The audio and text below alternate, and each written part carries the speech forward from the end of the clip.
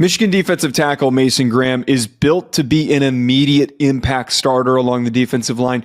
So much so, Ryan, that I would say first year in, he could be in Pro Bowl, All-Pro conversations. He is that rare. He is that gifted. He is that powerful.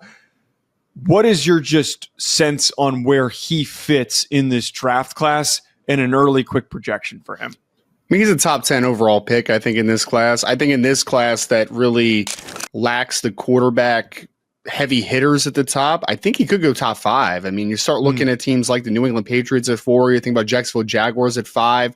I think it's very possible that you could go best player available and take a Mason Graham because at 6'3", 320 pounds, physically just an imposing presence in the run game. And I think, Joe, also in a attack style system, I think he's got a lot of upside to be able to be a penetration player, even more than what he was utilized at Michigan. So I think he's a top 10 player for sure in this class, top 10 overall selection in this class, but it would not shock me at all if the team decides to go best player available in the top 5. The thing that really shines and why he's in this conversation, you really need to be a special player to be a defensive tackle, being worthy of not just going in the top 10, but also being in the discussion of being a top 5 pick. He is a snap-to-snap disruptive guy. There are very few reps where he is not completely blowing up a play. It all comes with the leverage. It all comes with the power. This is a former wrestler who plays the defensive line like he's a former wrestler, where he's just getting underneath dudes and using his flexibility and all of that in order to completely knock off kilter offensive linemen. One of the other things that gets interesting to talk about, though, Ryan, is his potential deployment and usage in the NFL. How do you think he best fits in? Because I think that a creative defensive coordinator is going to try and bounce him around in different spots. I think he's a 3 technique at the next level because I think some people will look at his body type and think that maybe he's a little bit of a nose at some point, a shade, but I want him moving in increased space at times, right? When I think of a shade nose, I'm thinking about a guy that is going to hold the point of attack. He's going to be physical. He's going to be dense, but more than anything, he's not going to get moved off the spot.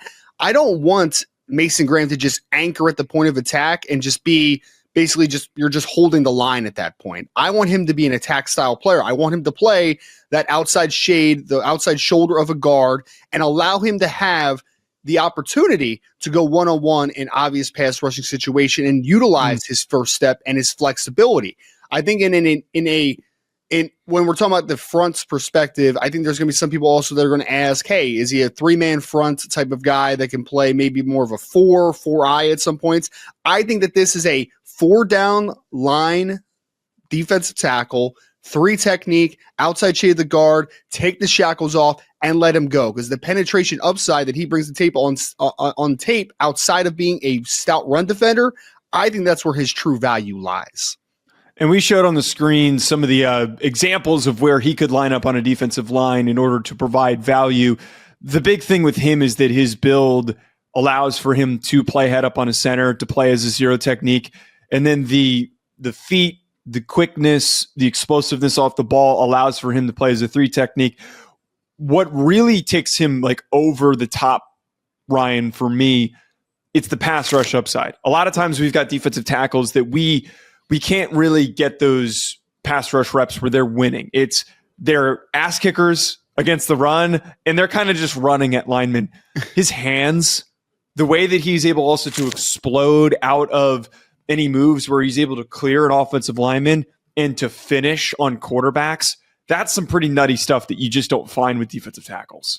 It's why we don't scout the box score ultimately, right? The raw stats don't do it justice because we see when Mason Graham is given opportunities to take the shackles off and really be utilized as a pass rusher, he has the juice. He has the explosiveness. He has that first step, and he has flexibility more than anything. This is a kid that can get knocked into a non-advantageous kind of body positioning, but able to contort his body and get back into a good rush stance and a good power profile.